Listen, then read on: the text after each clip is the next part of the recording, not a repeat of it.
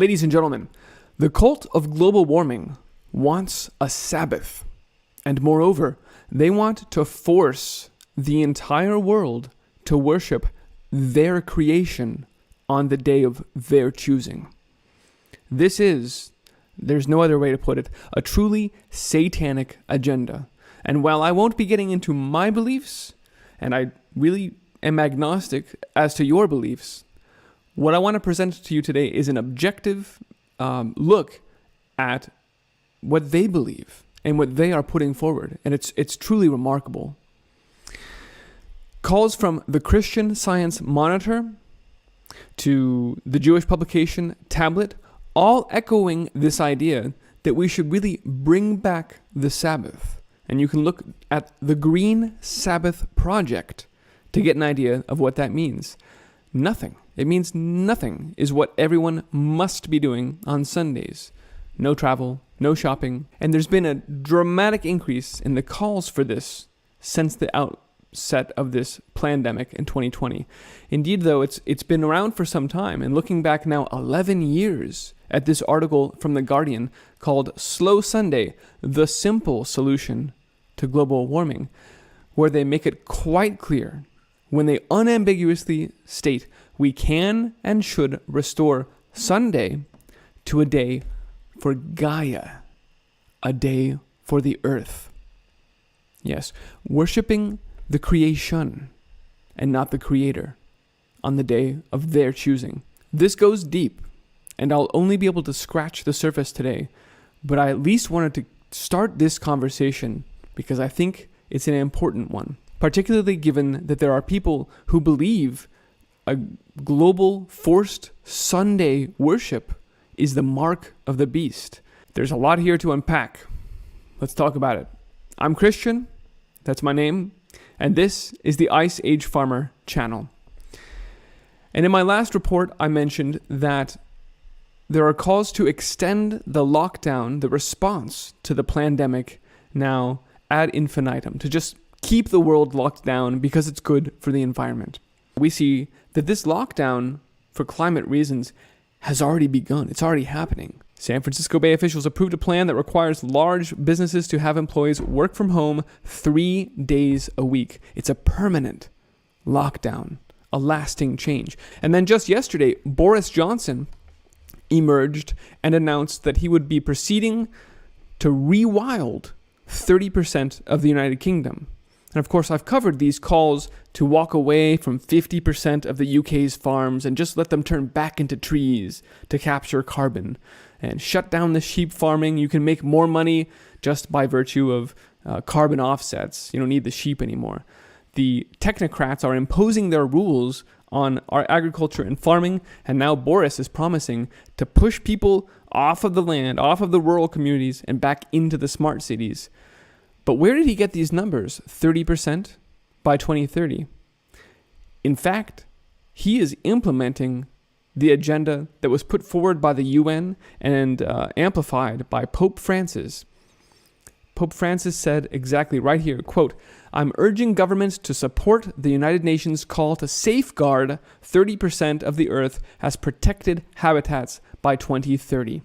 In order to stem the loss of biodiversity." Of course, this plays into zoonotic threats, and it's because of a loss of biodiversity that we've had the pandemic. They've connected all of these nasty agendas together. But the bottom line here is we're starting to whittle away at human civilization, starting to destroy opportunities for any continued human activity. That is, after all, Agenda 2030 in action, pushing people into the smart cities, shutting down economic activity, taking total control, establishing the climate tracing initiative that Al Gore announced, watching every piece of emissions on the planet. Well, that will certainly be useful now in a climate Sabbath if we want to make sure that everyone stays inside on Sunday to worship Gaia. Boris Johnson is not the only world leader out there saying that the Pope seems to have a good idea here. Macron eagerly stepped on stage and said that the Pope's got a good idea here. We should shut down human civilization. But there was more that the Pope has said recently, and in fact even 5 years ago in his encyclical, He really broke down the need to shut down economic activity and do away with capitalism. And even he tied it. He mentioned the Sabbath several times. Let's read now from the Pope's more recent comments over this past summer. In his words, the pandemic has shown that the earth can recover, quote, if we allow it to rest. And I'll just point out, Sabbath is Hebrew for rest. And so we'll see the Pope talking about rest a lot. He's actually talking about restoring the Sabbath, but not the real one. He notes that the planet is groaning under the constant demand for economic growth. Francis renewed his call for the cancellations of debts of the most vulnerable countries. This is the other part of what is being floated right now, is a forgiveness of debt, a debt jubilee for the developing countries. And the concept of debt and debt forgiveness is referenced in Laudato, his encyclical in 2015 as well. Pope Francis affirms that a true ecological debt exists, much like the debt of a sinner. Only this time, whereas God can forgive your sins, nature will not. Nature never cancels our debt. Our Mother Earth provides us everything we need to live. We are indebted to her, the Pope says.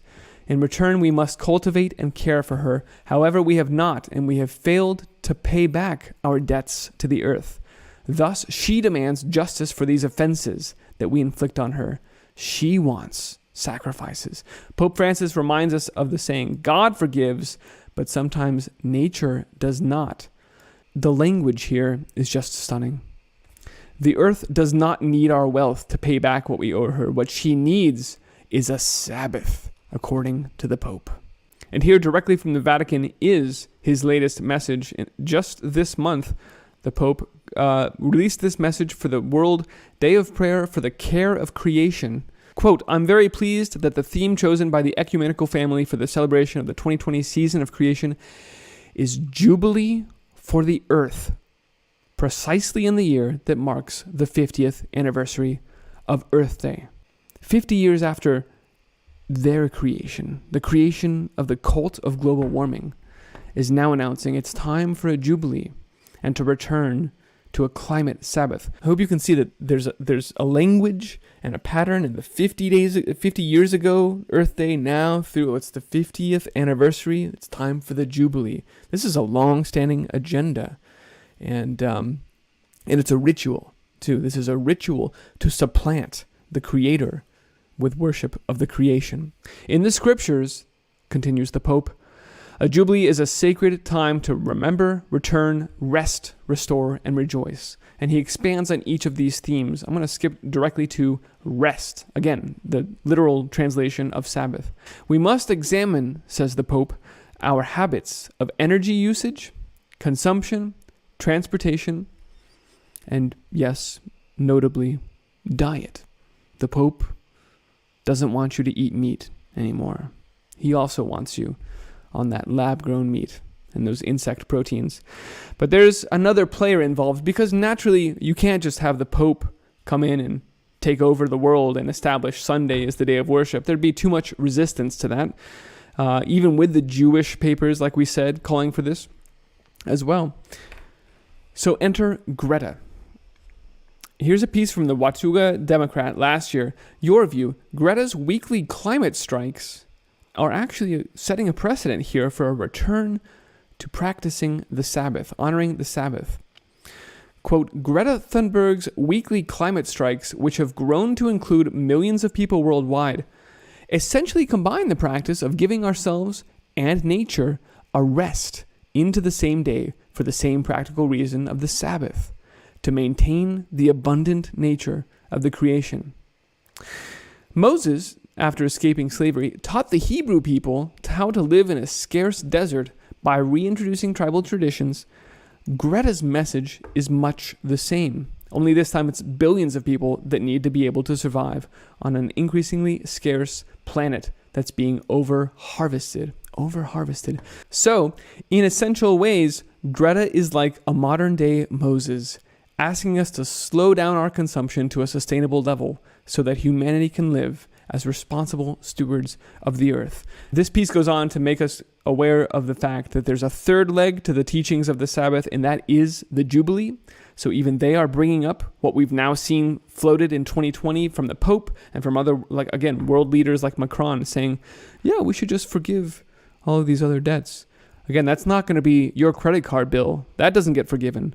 We're talking about a way out of the sovereign debt crisis that started back in 2008, right? We got a great reset to deal with here. So we might as well call it a Jubilee and say that it's biblical. But again, looking at the Guardian piece, what is it that they want to do on the climate Sabbath? Quote, we can easily close supermarkets, department stores, gas stations. We can reduce our mobility to the bare essentials without harming the economy in any way. I don't know how they plan to do that. We've seen the lockdowns were tremendously destructive to the world economy. So this is straight up a lie. But now we have, again, with the contact tracing, we have the technology and the climate tracing watching in real time the emissions around the entire world so that they can enforce their Sabbath on the first day, on Sunday, not on the seventh day when God rested. And again, most importantly, a day for Gaia, a day for the earth, worshiping the creation and not the creator. Now, ladies and gentlemen, this goes much, much deeper. When you read the words of the Catholic Church, talking about why they moved the Sabbath from Saturday to Sunday, a day of their choosing. Quote, Sunday is our mark of authority. The Church, the Catholic Church, is above the Bible, the Word of God. And this transference of the Sabbath observance is proof of that fact. It is our mark, the mark of the Catholic Church. I want to stop and leave it here. But again, if you're Catholic, I certainly don't mean to offend you. No matter what you are, I have no intention of offending you. I just wanted to draw your attention to this. Thanks for listening and for considering and for spreading the word if you feel so inclined, because people need to understand this, or else the reaction without thinking will just be, well, hey, I'm in favor of having a day off, right? Ladies and gentlemen, you can find this report and all my reports on iceagefarmer.com. If you appreciate this broadcast and the information I bring you, you can support this work. Visit iceagefarmer.com/support for a few ways of doing so, including patreon.com/iceagefarmer, maybe the easiest. But I thank you for helping me spread the word about this. All right, folks, let's go build great things, grow abundant, nutritive food, and raise awesome animals. Be well.